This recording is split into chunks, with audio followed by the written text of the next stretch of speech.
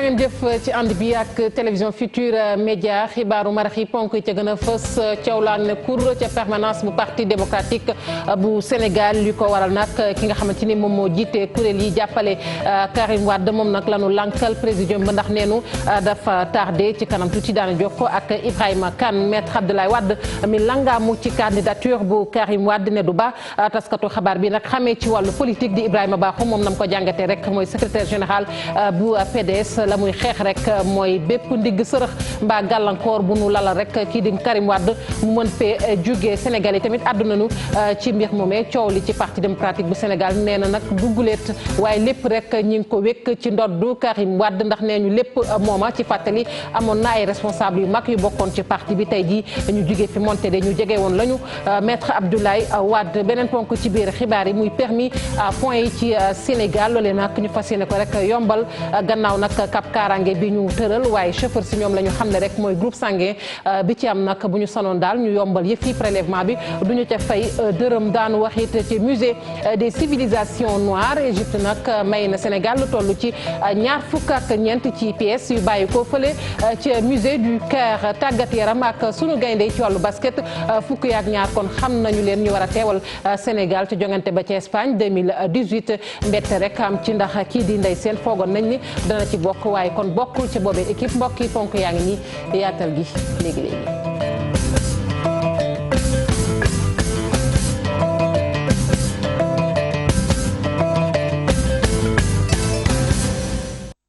dalee nag jàmm ci xibaaru marax yi ñu tàmbali ko rek ak coow li ma doon tudd sànq ca permanence bu parti démocratique bu Sénégal ndax rek la ñu bëgg nag mooy parrainage ba door dëgg ndax seenu candidat jàpp nañ ni Karim Wade la waaye coow amoon rek ndax coordonnateur bi nga xamante ni kon moom moo jiite kuréel yi jàppale Karim dana ko lankal présidium bi Ibrahima Kane mi ngi ci bu mu jokkoo bi Ibou Kane nuyu naa la. maa ngi lay fay soxna Fatou Kiné. Mangook Ibou Kane ndax ma ñu ko tënkal rek ci loolee nga xamante ne xew na tey ci permanence bu PDS. ni nga ko waxee noonu la Fatou Kiné dem Saliou Dieng lay wuyoo moom moo nekk nag coordonnateur bépp mouvement boo xamante ne dafay jàppale Karim Wade dafa yëgsi nag fekk mbir mi tàmbali na ba noppi. bi mu yëgsee nag ñu ne ko fi mu toll nii comme da ngaa tardé doo mën a yëgsi ci présidium bi lu ni mel nag indi woon ci xijaaxa ba nga xamante ne nag entre sécurité bi ak moom itam ay partisans xuloo bu metti bu tar daal di am seen diggante loolee tax nag ba ñu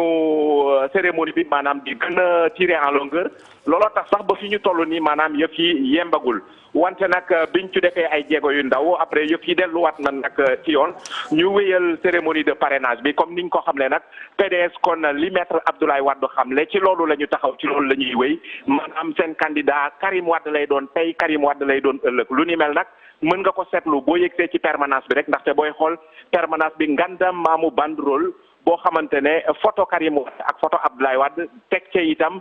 bulletin bi nga xamante ne moom la PDS nar a yóbbu photo Karim nekk ci moom la ñu décoré lii di permanence bi jamono ji nag kon ñu ngi wéyal lancement campagne de parrainage bi ñu leen di xamal rek ne Karim daal dinay teg déjà structure yi nga xamante ne ñoom ñooy saytu loolu secrétariat permanent bi teg nañ ko ba pare ki nga xam ne nag moom mooy coordonnateur bi nar ko jiite moom mooy Cheikh Dieng doon secrétaire national yor tamit lépp lu soxal wàllu élection ci biir parti démocratique sénégalais mbébét yi xamle nañ ko maanaam mooy wutal Karim Wade 1 million de signatures mu ñeel parrainage am ci élection 2019 yi ñu dëgmal. waaw ndax maître Madické Niang yaa ngi koy seen ci ndaje moomu. maître Madické Niang moom teewul ci ndaje bi waaye lu ni mel doon nañ ko xaar ndax développement bi nga xamante ne. am na démb ci digganteem ak maître Wade ginnaaw lettre bi nga xamante ne yenn ci ay député joxoon nañ ko maître Wade nag dafa jàpp ne maître Madické Niang moom moo nekk ci ginnaaw doon ruumandaat lu ni mel ba loolee nag jur na ay jafe-jafe seen diggante looloo waral sax tey Madické Niang teewul tey ci ndaje lancement parrainage bi. ma ngoog ñu koy jaajëfal bu baax Ibrahima Kane yaa ñu teewaloon foofu ca permanence bu parti démocratique sénégalais PDS sax ci la ñuy des ak maître Abdoulaye Wade mi nga xamante ne nag mi ngi langaamu ci candidature bu Karim Wade ne du ba taskatu xabaar bi xamee ci wàllu politique di Ibrahima Bakhoum moom na mu ko jàngatee rek mooy secrétaire général bu PDS nag la mu bëgg rek mooy xeex bépp ndigg sërëx boo xamante ne ñi ngi koy tegal Karim Wade leeral yi ak Mame Birame Diouf. Maître Abdoulaye Wade des kon di xam ne ni Karim Wade mooy candidat PDS ci élection présidentielle yi di ñëw doon ab tërlin goo xam ne nag moom lay doxal la mu ca jublu kon weesu na sax yenn ci ay xalaat yu nit ñi di yëkkati. bu fekkee ne congrès moo ko décidé congrès mooy koy toxal du doon benn nit moo koy toxal la ci des mooy lan bu Wade ba ma xamoon ne xaw ma nag léegi mais Wade ba ma xamoon xuux dàqu ko xuux rek mu daw. combat politique dafa ngay am fiti ne lii fii laa bëgg a jëm mu jaral la lam la jaral nga dem ci ka nga nekk en face moom lan la sénégalais yi ñoo ko jox nguur jox ko xaalis mu jël justice jël influence politique loolu yëpp mu féetewoo ko sénégalais ko joxoon nañ ko keneen avant moom mais pour ñu jëlee ko ci loxoy kooku influence la combat politique la. taxawaayu maître Abdoulaye Wade bi nekkoon nanguwul kenn ñëw wuutu Karim Wade ci candidature am googee donte sax Karim Wade dina jafe mu bokk ci jongante yooyee ndax yàggul dara cour suprême dàq na candidature am googu. dégg nga leen ñoom seen bopp ñu wax ne ji dañuy ko ne def ay manifestation de rue gis nga manifestation de rue bu nit def ñu sànni ñaari lacrymogène ñaar. image yi réew mi la démocratie moo ci yàqoo ci tur wi loo ci mun di dégg yeneen réew yi ngay gis coow yi fa nekk yëpp muy dem ba mu àgg fa muy àgg nii la tàmbalee donc ñun amuñ soxla ci loolu. ñàkk neexoo gi am ci diggante maître Abdoulaye Wade ak maître Madické Niang Ibrahima Bakhoum nee nag nii la ko gisee. Madické Niang waxul dara moom xasul Abdoulaye Wade. mais li ma la mën wax mooy combat politique daal moo ni mel. di laaj kon maître Abdoulaye Wade li lépp lan la ko jaral di wax ci candidature Karim Wade kàddu yooyee sax dem bay jur xàjjaloo ci biir parti démocratique sénégalais. lu jëm ci xaajaloo gu Mame Birame Diouf nag ñenn ci Sénégal yi kon àddu nañu ci xaajaloo googee ñoom nag nanu ko jàngatee mooy maître Abdoulaye Wade dafa war a rek kon jébbale lenge yi jox ko ndaw ñi nga xamante ne tey jii mat nañu sëkk ngir jiite parti bi am na ñoo xamante ne tamit gisee nañu neneen àddu nañu sax ci lettre bu saf sàpp bi nga xamante ni maître Abdoulaye Wade kon bind na ko jébbal maître Madické Niang Alioune Gueye lañ ci àndal. li xew jamono ji parti démocratique sénégalais yenn citoyens yi ñoom am na luñ ci wax daanaka seen kàddu yi wute na lool. PDS dañu war a maintenir Karim Wade comme candidat waaw si l'État refuse ñu barrer ko la route il n'y aura pas d'élection à tout prix war nañ ko mën avec la su fekkee opposition bi yëpp jàppante nañu élection du am. nañ dégg Abdoulaye Wade fu mu joxe ñoo xam ne noonu la man loolu laa gis man jenn mais Karim moom nee na Karim ou rien waaw léegi nag nañ xaar ba ci kanam. c'est un peu triste parce que parti bu toll ni parti démocratique sénégalais donc coow yi yëpp war na ci mën a ñàkk donc élection yaa ngi ñëw donc ci yoon ñi daal waroon nañ concentré ci leneen yu dul yi. Karim je sais que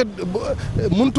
plan B du am donc moo indi tey situation bi ñuy waxtaanee tey ñun ñëpp. lettre bi Abdoulaye Wade bind Madické Niang tamit am nañ ci xalaat. lettre bi Madické bind ko Wade nee na Madické moo ko bind mais politique la donc Wade comme un fin politicien su waxee ni lettre la c'est-à-dire que aussi il faut que ñu xam ni Wade am na ay lobby am na ay renseignements généraux moom tam. non ñooñu dañu réeroo rek c'est que Madické xamul combaan moo def affaire bi sans consulter Madické. sénégalais yi ñu tasanteel ñoom nee nañ PDS dafa war a gaaw jeexal coow li ñu nekkee daal di jublu ci signature ngir mën a parrainer seen candidat ci élection 2019 ñu jëm.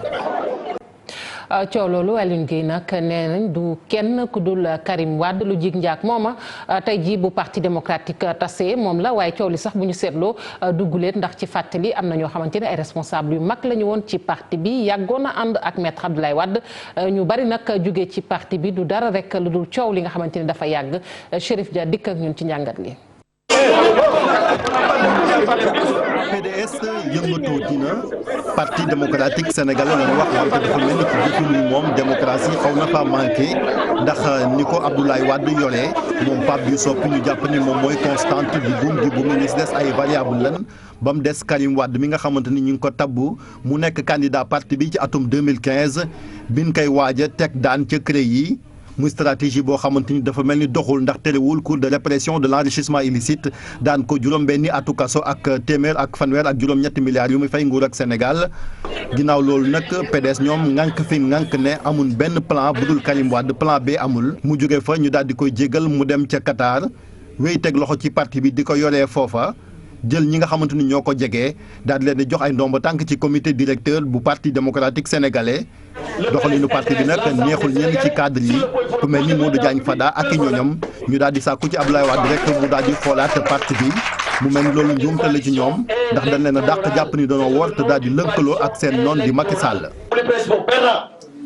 Donc on a assumé nos responsabilités pour poser le débat. ci mars 2017 dàq gi di wéy ñaar ñi nga xamante ne ay symbole lañ ci parti bi di Pape Samba Mboup ak Farba Senghor ñoom it ñu daal di leen di dàq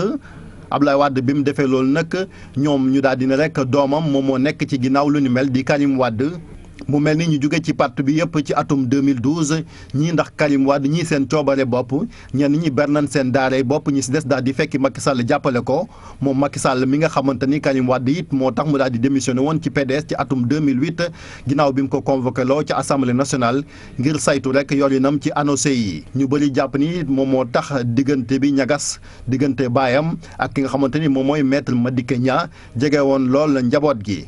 mën na am njeexital ci ëllëgu groupe parlementaire liberté ak démocratie bi nga xamante ni moom Madické Niang moo ko jiite ca assemblée nationale te ay député yu bëri rawatina ña nekk ca département bu Mbacké jege ko lool. ma ngoog ñuy sànnante rek kaddu moo xam kujje gi moo xam ñi fare ci nguur gi li leer ba leer nee ñu nag am na ay nit ñoo xamante ne dañ leen di jënd ci parrainage bi loolee nag la ñenn ñi xamle daat koy sax jiiñ ñi fare nag ci nguur gi ñoom la ñu wax nag mooy kujje politique gi dafa néew doole ndax ñoom dajale sax ay nit ci parrainage bi mënuñu ko kujje gi nag ne yëf yi dafa leer nañ ñi ndax tey booy xool sax askan wi danoo rek mere nguur gi ndax wàllu woowee dañ ci ànd ak Pape Fare ñi ngi jàffara baax. La presse révèle que 2 milliards de francs CFA sont mobilisés pour l'achat du parrainage. ñu joxoñ leen baaraamu tuuma ne dañuy jënd ay nit ñu leen di parrainer pouvoir bi daal di weddi li nu mel jàpp ni ñi nga xam ne ñoo nekk ci kujje gi dañoo am jafe-jafe ci terrain bi ngir am ko leen parrainer moo tax ñuy wax lii lépp. soxlawul di dem di jënd ay nit parce que li mu yor yëpp nit ñëpp ko joxoon nit ñi nag bu ñu la dénkee nga delluwaat ci ñoom. ñi dama bëgg ku ma bàyyileel wala ku ma ndayaleel suma candidat defe naa ni boo koy def dina yomb ci yow defe naa ñi nga xamee ni ñoom daf leen a jafe pour ñu am ñu leen ndayaleel wala ñu leen bàyyileel ñooñu ñooy wax ju ñaaw jooyu. lu weesu ñaari milliards yi ñu wax ki yor wàllu élection ca Pastef jàpp ne la xew ca Touba doy na waar. ñu nemmee ko fa ab maire bu ñëwoon naan tey recensé te ñëpp xam nañu recensé bokkul ak ci ay pouvoir am. population ba fa nekk dañ koo xaxar ba pare dàq ko ca biti boo jëlee loolu méngalikook li xew biir Touba liñ ci mën a jàngat rek ñi nga xam ne ñoo fi nekk ngànk nguur gi askan bi dafa dogoog ñoom. bu dee ñi féete ci nguur gi jàpp ne askan wi ñuy tuumaal dañoo war a porter plainte ku jégi moom li ko jaaxal moo nekk tekkaaral bi yenn corps de contrôle yi nekkee. parce que nit ñi nag duñu ay xar yi ñuy jaay. devra prendre sa responsabilité pour attaquer éventuellement en justice ceux qui brandissent de tels propos qui sont des propos méprisables. ci gën a yéem ci jamono ji mooy li waral li tax Sénat noppi te yeyul yàbbi ci mbirum guerre bi nga xam ne tey nemmeeku nañ ko parce que ñun ay appels yu bëri la ñuy jot. ku ci ne di jiñ sa moroom waaye luñ ci mën a doon rek ñoom ñaari wàll yëpp muy kujje gi walla pouvoir bi nee nañ wóolu nañ askan wi ndax xam nañu kan la ñu war a tànn. ñu àddu ci leneen nag muy procès en appel bu Barthélémy Dias loole nag ñaar fukki fan ak juróom-benn lañ ko jàpp ci weeru septembre avocat yi koy layal nag jàpp nañ ni seenu client daal bu ñu ca yeggee kon daañu ko bàyyi ndax loole mooy li nga xamante ni moom mooy yoon waaye tey nag ña ngay am xel ñaar ci doxalinu nguur gi ndax nee ñu sax nguur gi fi mu ne nii mooy buuma ko bummi dafa jàpp rek yoon ci Sénégal noot ko di ko def loo muy def loole nag avocat yi mettitlu nañu ko ñu teewlu ci maître Ousseynou Fall ci micro Fatoumata Touré. nag ba nga xam ne à quelques jours de sa libération ñu enrôlé appel bi loolu mooy maanaam kii bëgguñu mu génn. donc da ngeen yaakaar ni peine bi dañ ko bëgg a prolonger. moom nañu bëgg a wante nit ak pexem yàlla ak dogalam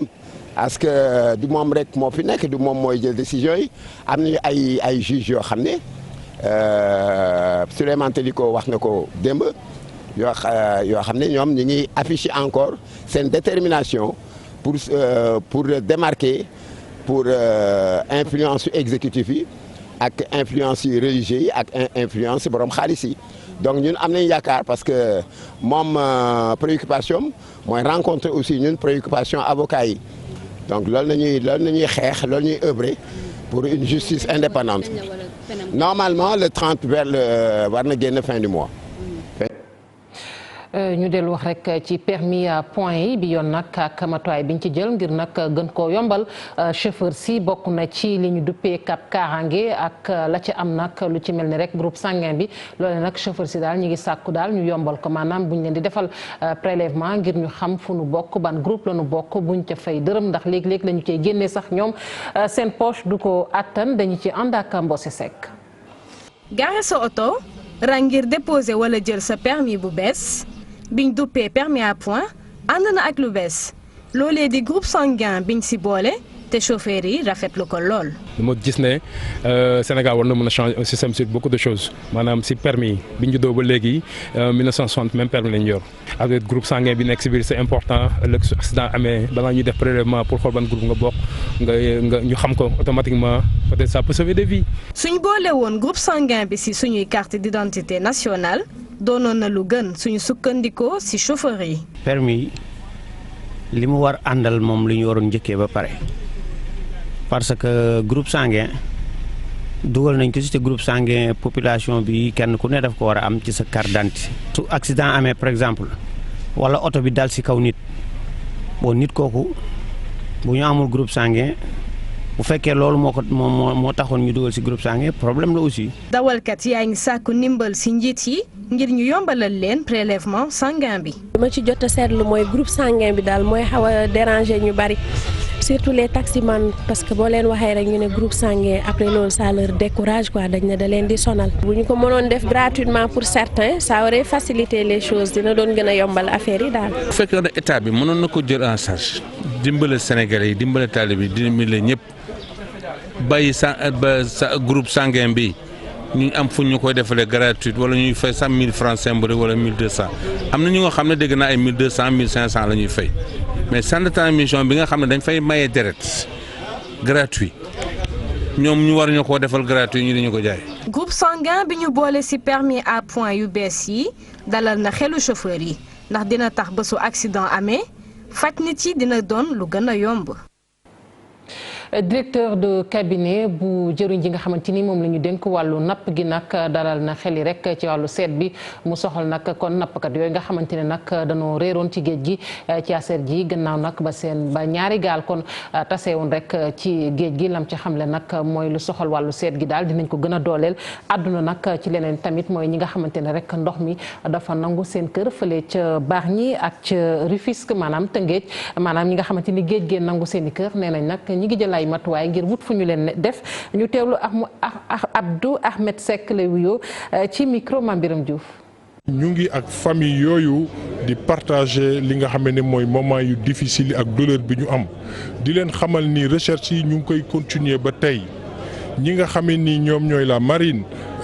nationale ak l'armée de l'air ñu ngi continuer dans la zone di def li nga xam ni moom mooy recherche yi. li nga xam ni moo am mooy géej gi effectivement def na ay dégâts comme ni ma ko waxee maa ngi nii damay dem ànd ak préfet département Tëngéej ñu dem Bargny xool situation bi naka la tëddee foofu di wax ne président de la République monsieur Macky Sall ñëwoon na fa en personne xool dégâts yi nga xam ne am na Bargny depuis booba ba tey ñu ngi liggéey ak les services de l'État ak le premier ministre pour wut ay solution ci solution yooyu plan de relogement mi ngi ci et ñu ngi ciy liggéey di ñaan yàlla yal na ko yàlla sottal ak jàmm. ñu yegg ba fële rek ci musée des civilisations noires ak ni ñu ko waxee woon ci ndorteel li Égypte daal di rek kon may Sénégal ay pièces lu toll kon ci 24 pièces ci wàllu cosaan la loole nag ngir gën a doole rek diggante Égypte ak Sénégal loole nag ma nga bàyyi ko ca musée ba nekk ca Caire Ibou Diouf nag yegg na foofee nga xamante ne rek moom mooy musée des civilisations noires ñu ne du yàgg dara lu jëm kon ci jumtukaay yooyu daanu ko fa fësal dañ ci ànd ak Ibou Diouf ba tey niñ ko waxee ak Pape Sangone Mbaye ci leeral. réew Égypte diggo woon rek dina may ak musée bu civilisation te mu nekk fii ci Ndakaaru ay pièces yu bàyyi ko foofee ca Égypte ki ñaari réew yi rek dinañ bokk li nga xam ne rek mu aju ci ni ñu yore patrimoine culturel. jot nañu ñaar fukk ak ñeent. donc ancien empire ba période romaine donc gudd na presque sur 5000 ans. li ñu jot ci Égypte day firndeel relation yu am ci xeet yi nekkoon ci continent bi yëpp day wane na aussi que contrairement à li ñuy wax égyptiens yi ci njëlbeen reenu civilisation égyptienne nit ku ñuul la. ak dotation bi nag dina may musée bi nga xam ne rek dafa fas yéene taxawal lépp lu aju ci wàllu cosaan ak aada ngir askan bi mën ci jot bu baax a baax. solo bi mooy que jusqu'à présent Égypte dañ ko beroon ne lii daal bokkul ci Afrique civilisation bi nu mu amee raffinement du nit ku ñuul. aada ak cosaan yu fa am ak aada ak cosaan yi am ci yeneen partie Afrique bi. benn la ou bien en tout cas am na lu bëri lu ñu bokk. lu toll ci 20 pièces ak ñeent la ñu jagleel réew Sénégal ngir mu dugal ko ci musée bile loole nag dugg rek ngir taxaw wane li nga xamante ne mooy jaar-jaaru der wu ñuul. ñun dañu décider que duñu def lu ñuy wax exposition permanente donc ci renouvellement boobu dina am yu jógee Égypte dina am yu jógee certainement si yeneen réew def la teg surtout sénégalais yi ak ñi fiy ñëw à chaque fois bu ñëwee mun a am lu bees. laata ñu koy inauguré musée de civilisation noire continue rek di tàmbale li nga xamante ne mooy ut liñ fa war a mandargaal loole nag dina ko may mu teewal bu baax a baax askanu der wu ñuul seen taarix ak seen jaata.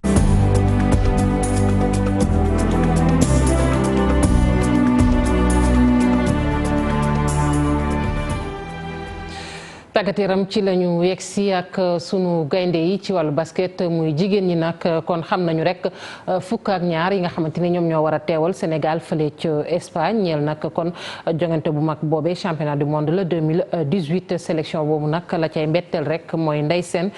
kon bokk ci jàppale ni nii la tëddee liste ba muy Maam Joojo Diouf ki ñu naan Bintu Diémé Ndey Khadijatou Dieng Yacine Diop Ndey Fatou Ndiaye Oumou Khayri Thiam Astou Traoré Aminata Fall Oumou Khayri Sarr Aïcha Sidibé Maymouna Diarra ak ki ñu naan Mame Marie Sy ñoom ñoo fas yéene kon teew foofee ci Espagne tàggat yaram ba tey bi yoon nag ñu wax ci wàllug football rek ak lu soxal kon yeesal contrat bu Aliou Cissé di entraîneur bu sunu gaynde yu góor yi ci wàllug football nañ ko jàngate nag mooy kon contrat boobu doonu ko rek gaaw a yeesal maanaam delloowaat ko ca contrat ba ndax la ñu jàpp mooy mënoon nañoo xaar kon ba CAN 2019 bi jàll ba noppi ñu doog a xool nag kon Aliou Cissé fan lay mujjee dañu ci ànd ak Mamadou Fall. yokkoon contrat sélectionneur national ba atum 2021 loolee faaw mu jaar ci yoon équipe nationale bi nekk ci mi parcours qualification yu CAN 2019 kon xaar ba mu qualifié moo war a nekk li jaar yoon. te man yokku contrat wu Aliou Cissé problème la ci man parce que problème bi mooy que tey yow yaa ngi toll juste ci éliminatoire Coupe d'Afrique. donc ci éliminatoire Coupe d'Afrique yow génnaguloo ci sa poule parce que bu ñu génnulee ci poule boobu mooy catastrophe la loolu même joueurs yi ci seen bopp sax ñu ngi koy wax dans la presse mais pour man fi ñu toll nii contrat boobu waruguñ ci waxagum léegi. ngir yokk nag contrat bu Aliou Cissé technicien bi nee na rek moom daf ci am ay réserve. mais man dinaa ci dal parce que bu ma dee nekk dirigeant yore équipe de yore entraîneur. defe naa balaa ma lay waxal beneen prolongation de contrat dinañu toog waxtaan ci li nga xam ne moom nga ma won ba pare. équipe bi ma am bu fekkee ne ci loolu laay doylu ma xam ne amuma ambition parce que du ma ne man maa mën ñëpp wala ñeneen ñi ñoo ma mën mais dama naan man sama bopp lii laa gëm man dama war a ñëw ak potentiel bi ma am ci suma équipe pour war a mën a gagner 2000. war a mën a dem sax ba ci dernier carré. Sénégal équipe la boo xamante ni lu ma am ci potentiel umpul kenn kon faaw ñu tegal leen ay objectifs yu leer. su ma xalaatee xalaat bu gàtt équipe nationale bii ñu am tey potentiel bi mu am waratuñ fi nekk naan ak ku mel ni ay Sadio Mané Diao Baldé Kalidou Koulibaly li équipe bi am ci joueur yu mag yu xarañ ci li ñuy def yépp war nañu mën a weesu foofu. fédération bi moo xam ne ni contrat Aliou Cissé daañu ko yokk kon ab accord tripartite daal nañ koy am ay fan laay weer rek des ngir ratification bi.